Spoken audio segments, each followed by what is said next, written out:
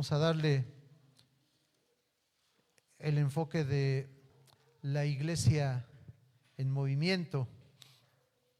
La iglesia debe ser un cuerpo, un organismo vivo y que esté en movimiento constantemente, creciendo, creciendo, creciendo, porque si no se mueve, se va a echar a perder, se va a morir. Si no crece, va a decrecer. Y bueno, entonces,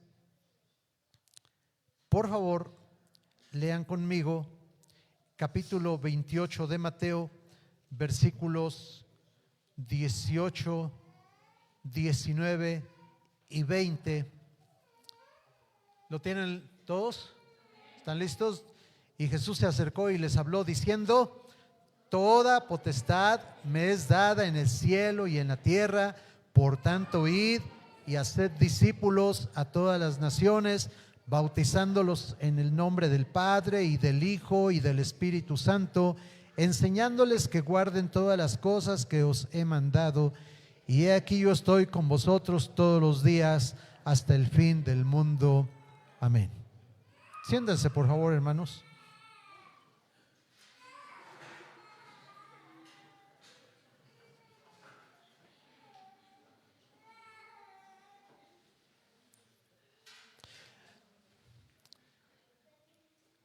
En 1960, hace ya 65 años,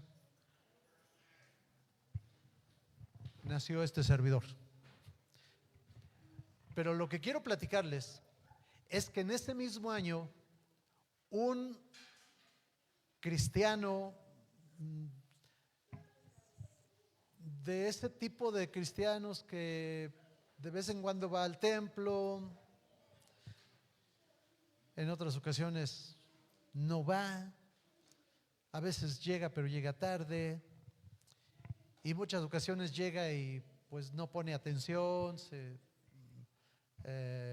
sienta muy hasta atrás. Bueno, ¿para qué sigo describiendo? Algunos les llaman los cristianos OVNI, con D de dado, OVNI, objeto dominguero no identificado. Bueno, él era empresario, tenía una fábrica y en esa fábrica trabajaba otro caballero que, por cierto, era alcohólico, adorador de no sé cuántos muñecos de barro, de yeso, fanático de poner veladoras y bueno, clásico del pueblo mexicano y de muchos otros pueblos, pero además era muy machista, mujeriego y maltratador de la señora. Un día, el patrón, que ya describí como un ovni, lo invitó al templo y el hombre pecador, empedernido, del cual les estoy hablando, pues fue. ¿Quién iba a pensar que un hombre así se prestaría para ir al templo ante la invitación de otro hombre que tenían muchos parecidos? Y llegó al templo aquella primera vez, y déjenme decirles que durante sus últimos 39 años se la pasó ya sin faltar a la iglesia, en un camino de fidelidad, nunca se apartó. Ese hombre es mi padre. Empezó a ir a la iglesia y nunca más dejó de ir. En ese año nací, ya no lo conocí como era, pero pues todos platicaban de su vida pasada y él nunca lo negó. Yo tengo recuerdos de él desde que yo era pequeño. Él era un hombre de oración. Todas las noches lo veía yo hincado orando. Todas las noches oraba por sus hijos, hasta los hijos que no eran de mi mamá. Oraba por su Adolfo, por su Alfonso, por su Daniel, su Pedro, y así lo pedía por mi Rutilo, por mi Mario, mi Poncho, mi Nati, y cuando nació Eleazar, por mi Eleazar. Prácticamente hasta su muerte, así estuvo. Un tío mío un día me dijo, mi tío era grande, pero no tan grande como mi papá. Y me dijo, me siento avergonzado. ¿Por qué, tío? Dice, porque fui a tu casa tal día y encontré a tu padre que está más viejito que yo, y lo encontré de rodillas orando. Y me dio vergüenza porque yo, que soy más joven, no me hinco y no oro todas las noches y se me olvida. Y no me hinco cuando oro porque me duelen las rodillas, y a tu padre se le da. Y me sentí muy orgulloso de mi padre. Él nunca se olvidó de aquella enseñanza que recibió desde que fue al templo, a un templo de las Asambleas de Dios. Y así crecimos nosotros, con la influencia de ese papá que un día fue todo lo que ya les platiqué, pero se convirtió. No llegó a ser pastor, no llegó a ser evangelista, no llegó a ser, digamos, un cristiano ejemplar.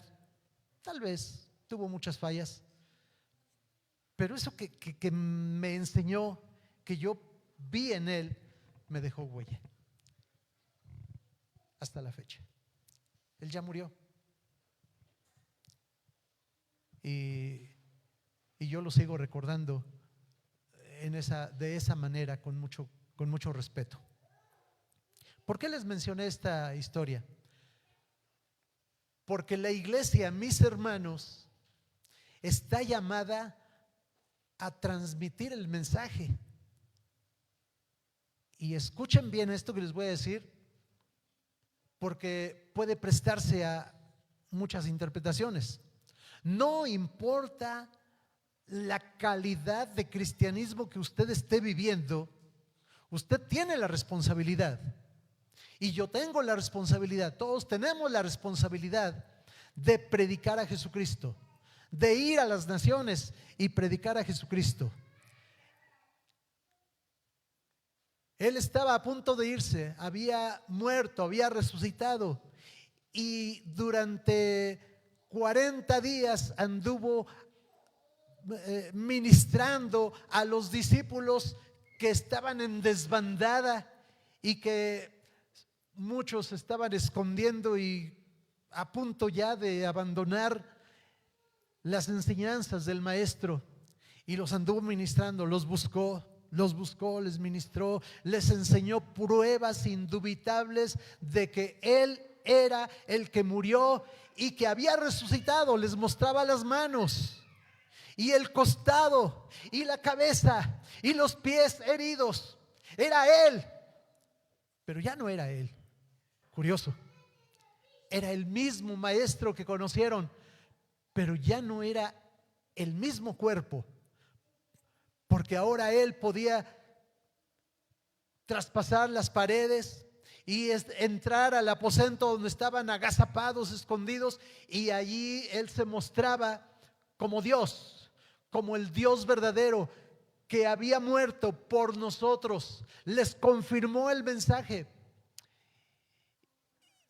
Y en ese día que estaba ya por irse, la Biblia registra en 1 Corintios capítulo 15 que había como 500 hermanos juntos, Quiere decir esto que nuestro Señor Jesucristo en 3 años de ministerio alcanzó multitudes y muchos creían en Él. La Biblia registra que incluso sacerdotes, gente de la clase religiosa, creían en Jesucristo. Y ahí estaban reunidos los 12, por supuesto, más 488, por lo menos, ahí estaban reunidos y vieron cómo se iba. Pero las últimas palabras que Jesús les dijo, y están registradas en Mateo, en Marcos, en Lucas, en Juan, y no en el mismo orden, pero están registradas. Y también están registradas en el libro de los Hechos, que es la continuación de Lucas. Hagan discípulos, vayan a todas las naciones, vayan y prediquen. Y buscando en diccionarios, me costó mucho trabajo, por cierto. Nunca pensé que estudiar el griego fuera tan complicado, pero tuve que hacerlo, o tengo que hacerlo pues.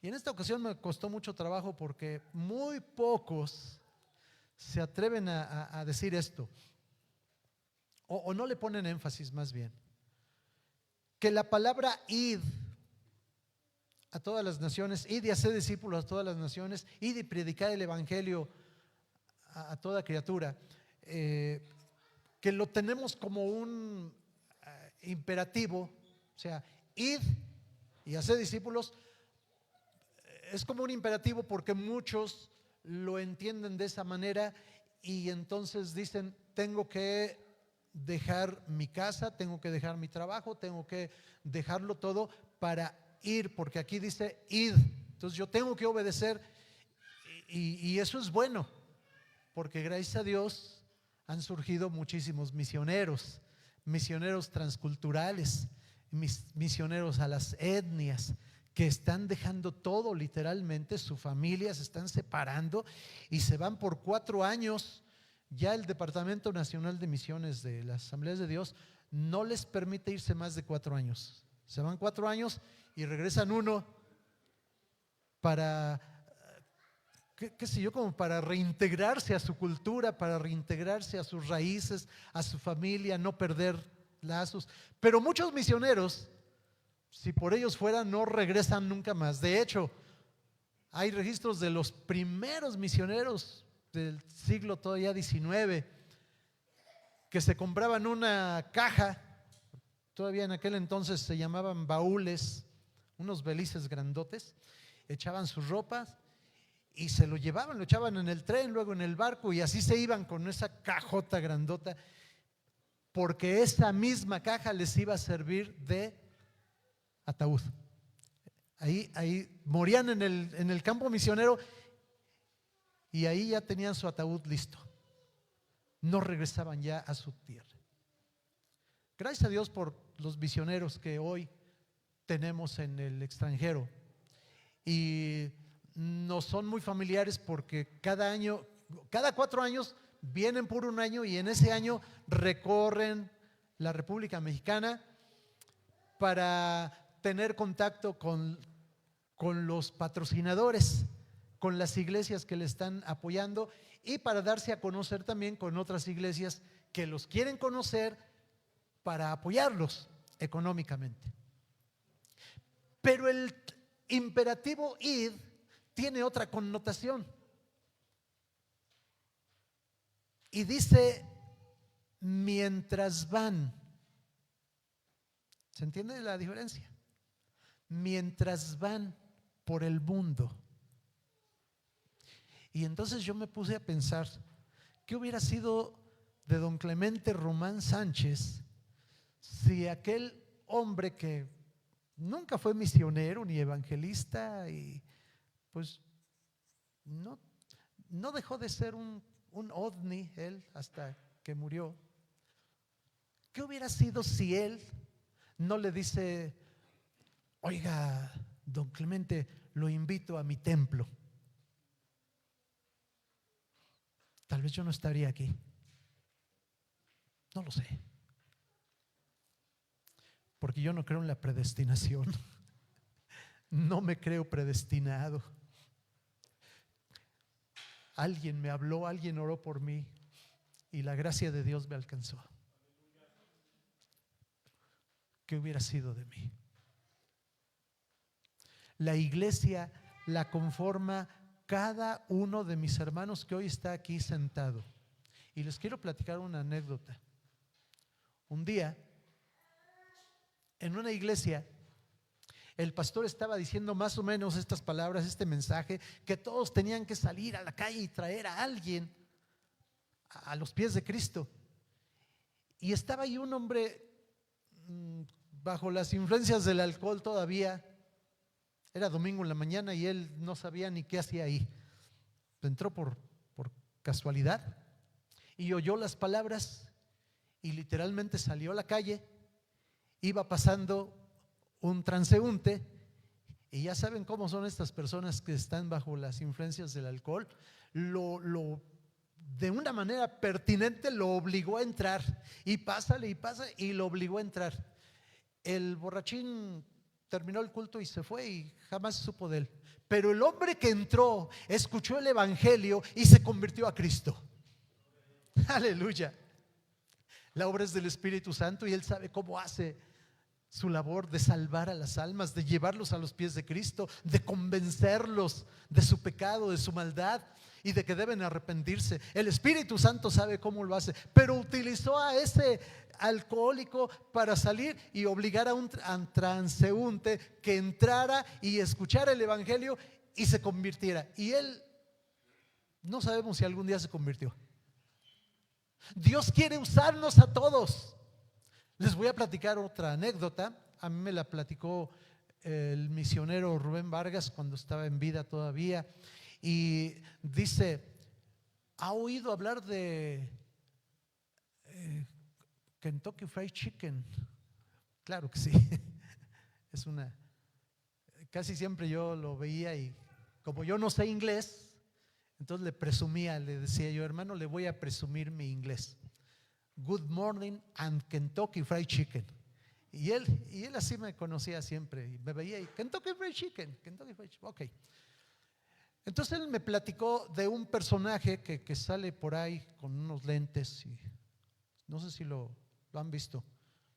Dice, él, que es el empresario, él era cristiano, pero ¿cómo se convirtió?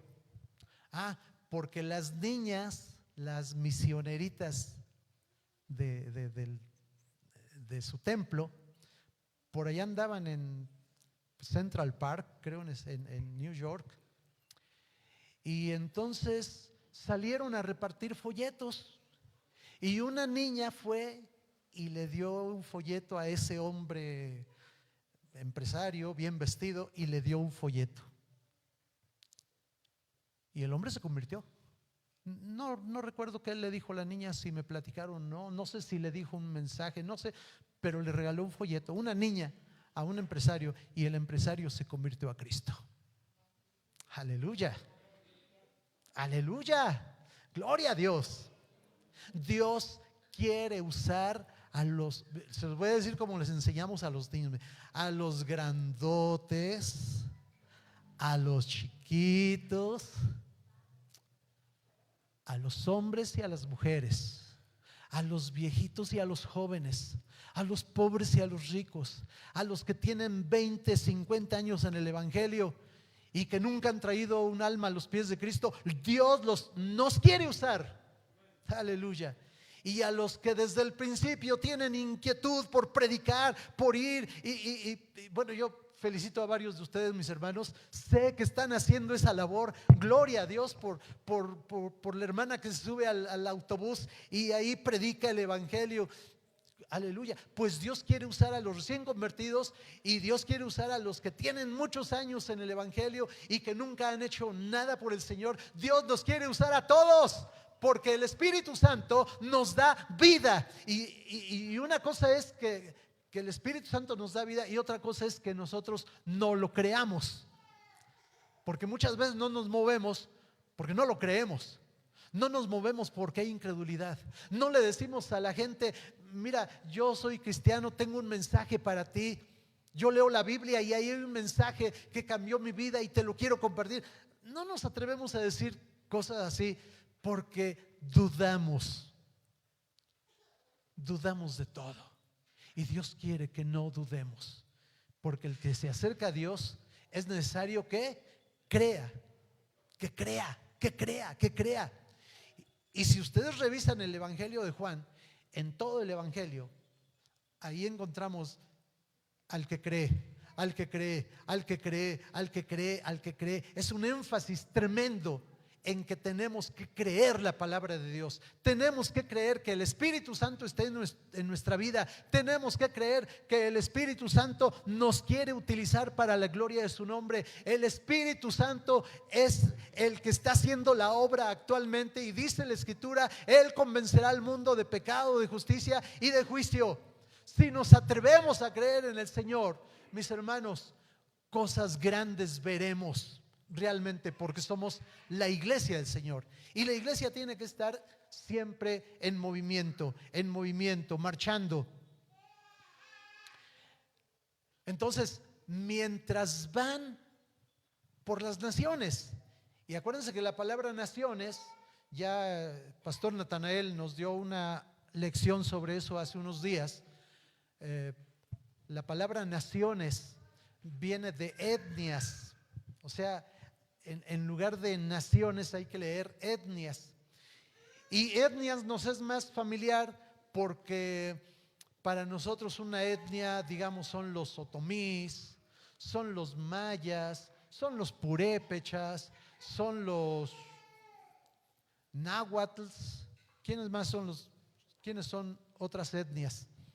Bueno, pero también aprendíamos que posiblemente en esa misma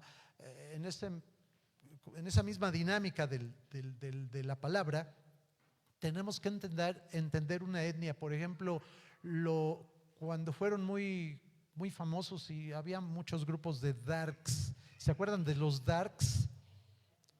Entonces, los darketos se vestían medio raro, todo negro, y pues es algo así de muerte, ¿no? Dark. Bueno, pues una etnia no alcanzada, ¿verdad? Otra etnia no alcanzada. Yo estaba pensando un día: ¿alguien será capaz de entrar a un fraccionamiento de esos ahora que están cerrados, con su zaguanzote, con un guardia de seguridad ahí, y nadie entra si no es conocido, o si no es residente o conocido de los que están ahí y es invitado? ¿Cómo le hacemos para entrar ahí? Y ahí viven etnias, o sea, son etnias no alcanzadas también, porque se han encerrado por la modernidad, porque eso es actualmente una forma de vida, y entonces viven encerrados en un mundo.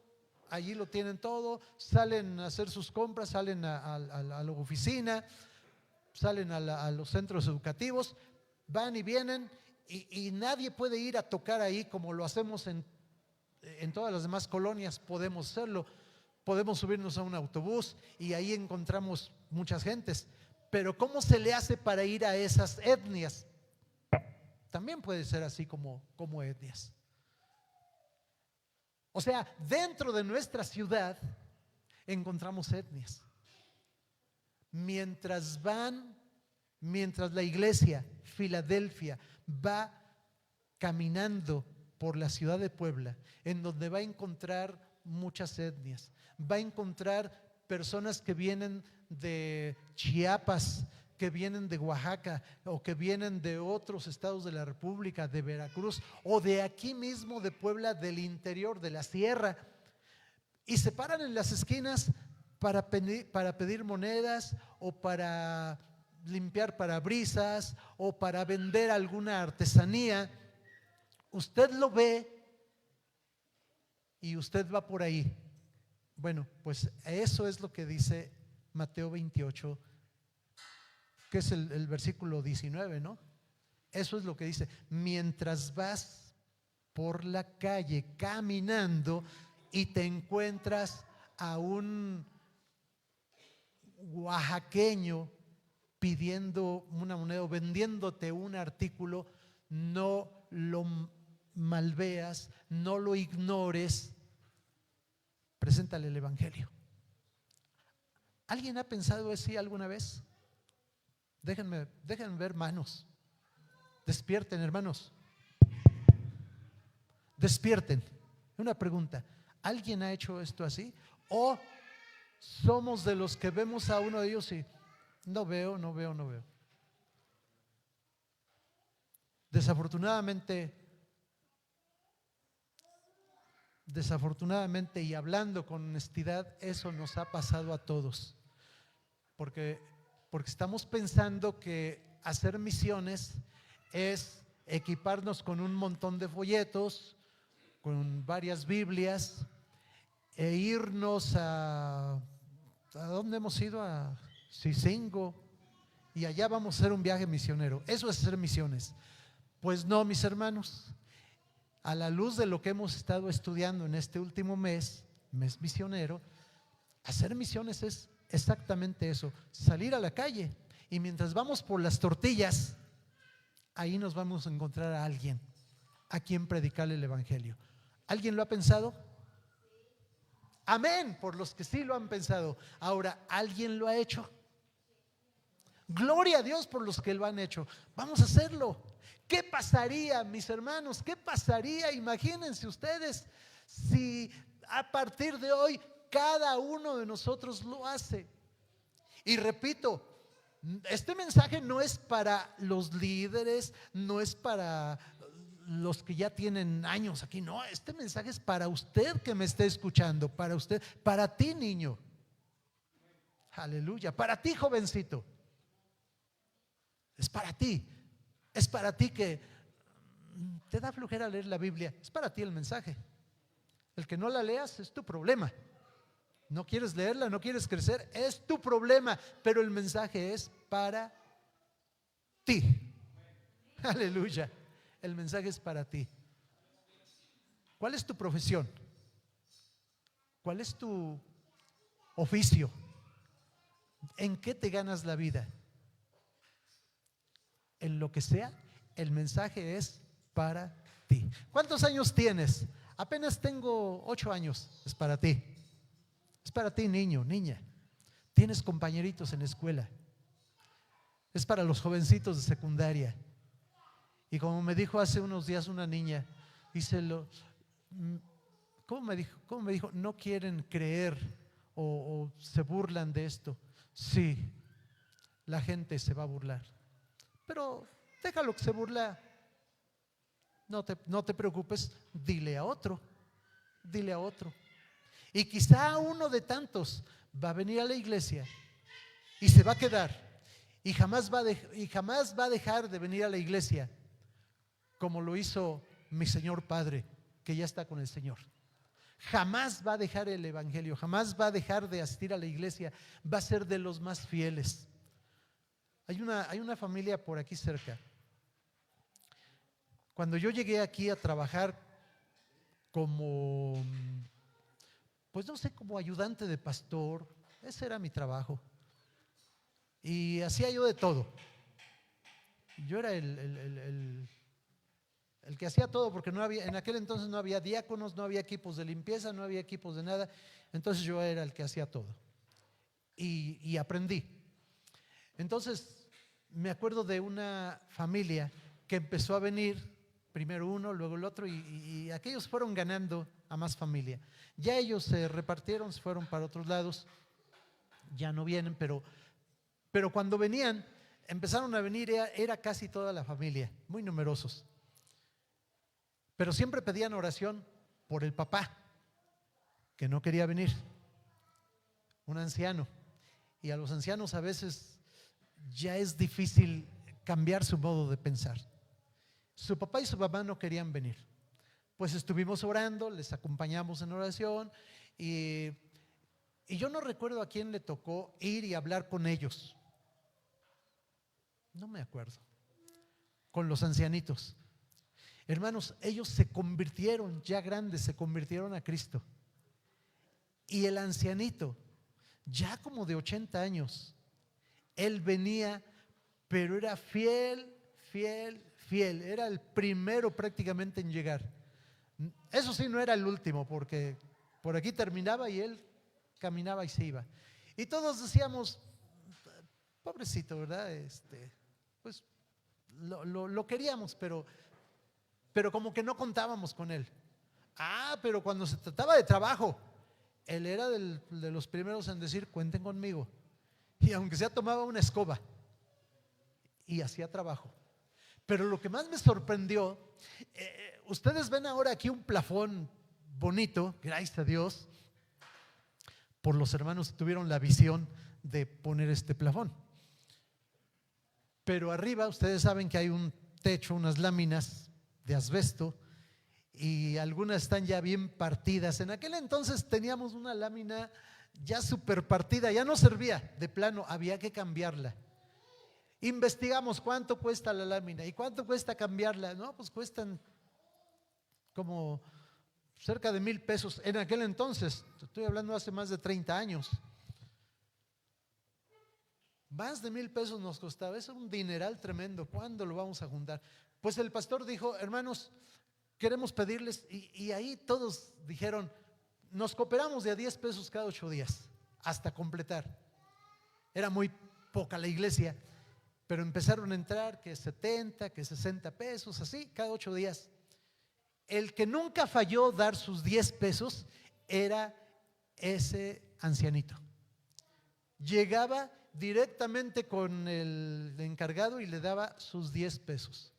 Se juntó el dinero para la lámina, ya había más de 1,000 pesos después de un año de estar juntando, porque a veces casi no entraba, pero él, sus 10 pesos, 10 pesos.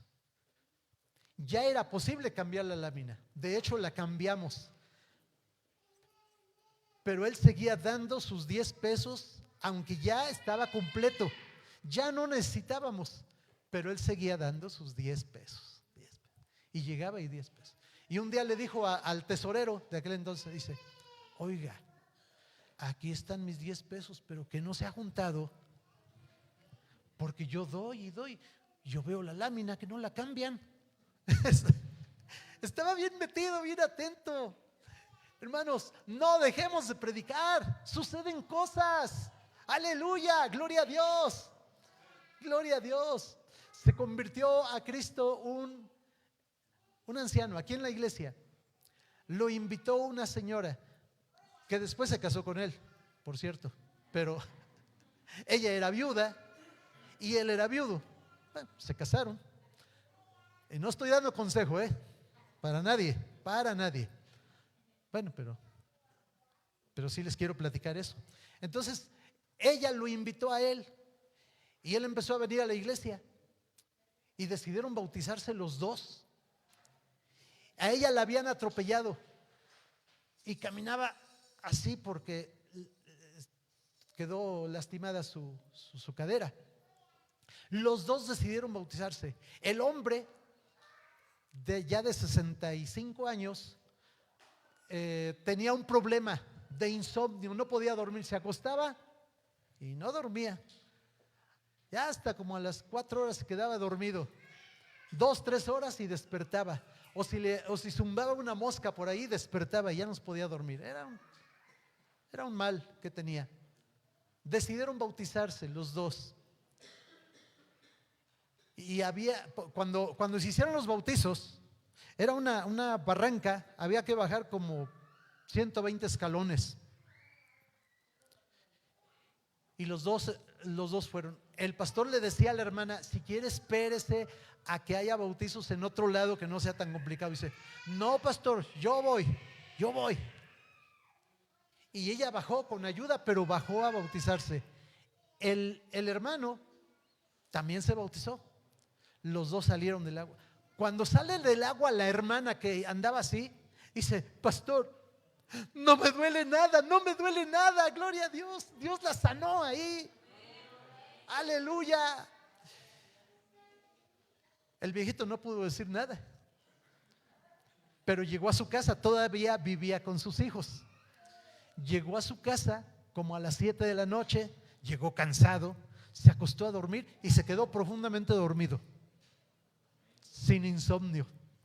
Los hijos llegaron y siempre llegaban y abrían con cuidadito las puertas para no despertar al papá. Y entraban de puntitas para no despertar al papá si estaba dormido.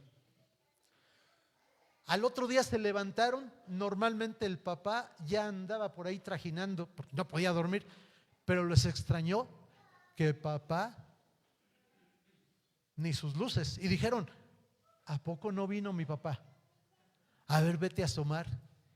Y se fue a asomar, abre la puerta, se hace ruido, se abre la puerta. El papá dormido. Eran las 8 de la mañana y dormido. Todos tenían que irse a trabajar y el papá dormido. Y dijeron: no, es que no puede ser, ¿qué pasó con él? Y tuvieron que despertarlo, porque se iban a ir y necesitaban atenderlo. Y le dijeron: oye papá, ¿estás bien? ¿Estás bien? ¿Qué pasó? ¿Estás bien? Sí, ¿cómo te sientes? Bien. ¿Estás durmiendo? Sí, pues estaba yo cansado. Les dije que me iba yo a bautizar al campo y que iba a llegar cansado. Pero papá, estás durmiendo desde anoche que llegamos a las 9, son las 8 de la mañana y tú durmiendo. Todo eso he dormido. Dios lo sanó de insomnio. Aleluya. ¿Alguien quiere que Dios lo sane de insomnio esta mañana? No. Síganse despertando. Fíjense que ahora yo estuve orando al Señor, le estuve pidiendo: Señor, cambia mi modelo de horarios, ¿no? Ahora estoy despertando a las 3 de la mañana. Es poco, pero ahora estoy despertando a las 3 de la mañana y me pongo a orar. Porque es la hora en que puedo estar tranquilo totalmente. Y es mejor, me está resultando mejor que como lo hacía antes. Y estoy contento. Aleluya. Hermanos, Dios hace cosas tremendas, tremendas cuando la iglesia empieza a caminar. Leamos la palabra para terminar. Hechos capítulo 4. Perdón, 8. Hechos capítulo 8, versículos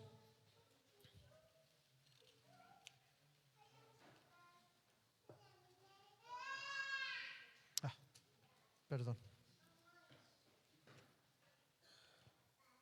¿Ya lo tienen? Hechos capítulo 8. ¿Alguien me ayuda a leer, por favor?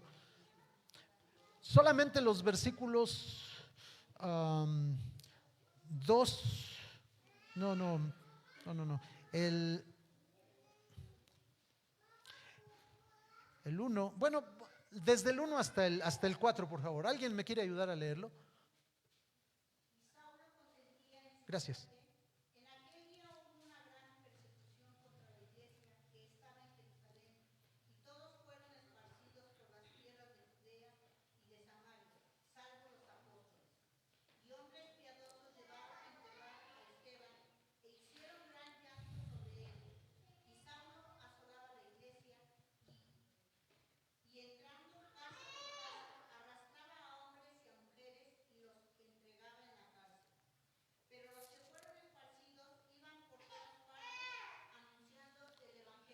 Gracias, mi hermana. ¿Quiénes iban anunciando el evangelio? Los que fueron. Ajá. ¿Quiénes fueron esparcidos? Prácticamente toda la iglesia.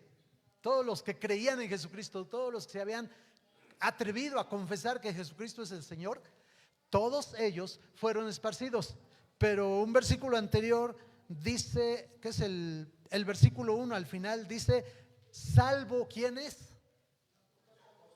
Quiere decir que Pedro, Juan, Jacobo y Bartolomé y Mateo, todos ellos se quedaron en Jerusalén. No huyeron o no los persiguieron. ¿Por qué? No sé. ¿Qué pasó? ¿Se encerraron? No sé, la Biblia no dice, pero ellos no fueron esparcidos, pero toda la iglesia fue esparcida.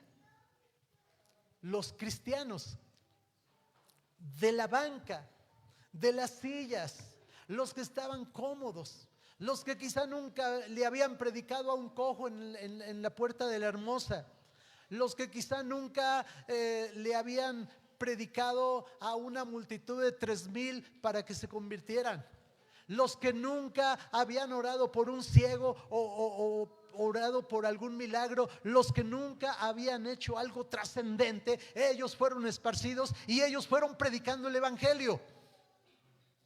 Salvo los apóstoles, ¿fueron ellos libres de la persecución? ¿A ellos se les libró de la persecución? No, mis hermanos, porque sufrieron también, murieron siendo perseguidos y murieron torturados. También les tocó, pero aquí lo que se resalta es que los apóstoles en ese momento no salieron, sino toda la iglesia. Lo que se resalta es que la iglesia, los que hacían y los que no hacían, los que barrían y los que no barrían, a los que les tocaba el talento y a los que no les tocaba el talento, todos ellos fueron esparcidos, igual que la iglesia Filadelfia la semana o entre semana. Hoy en día algunos hermanos están a 2 horas de distancia, otros a 2:30, otros a media hora, otros viven hasta atrás de la lomita, otros viven más allá de donde vive el que atrás de la lomita, y así todo mundo está esparcido. En teoría, el evangelio debería de estar siendo predicado allá, allá, allá, allá y más. Ahora entendemos por qué decimos que Centro Bíblico Filadelfia, hoy la iglesia Filadelfia está en pie para bendecir a todo Puebla y aún más allá, porque la iglesia Filadelfia está repartida en toda la ciudad y aún más allá.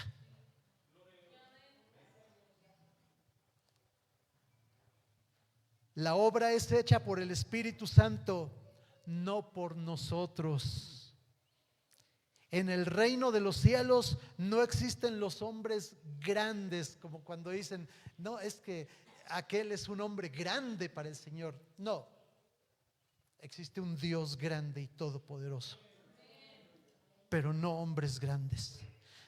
Dios utiliza a los que quieren servir. No importa la edad, el estrato social, no importa su cultura, no importa su grado de crecimiento espiritual, Dios te quiere usar y declara que recompensará que a los que le sirven en su obra.